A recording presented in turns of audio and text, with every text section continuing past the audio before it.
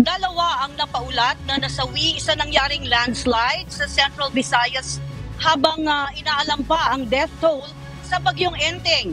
Ayon ito sa National Disaster Risk Reduction and Management Council o NDRRMC. Sa tala ng ahensya, dalawa na ang napaulat na nasawi mula sa Region 7 o Central Visayas dahil sa landslide. Habang patuloy pang inaalam kung ilan ang bilang ng nasawi sa Bicol Region.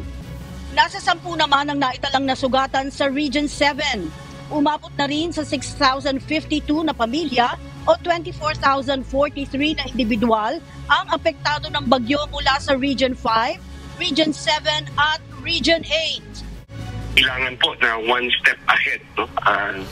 Kami sa NDRIMC at saka sa OCD to provide efficient, adequate at saka relevant response po para sa ating mga kababayan para maibsan po ang kanilang kasanin.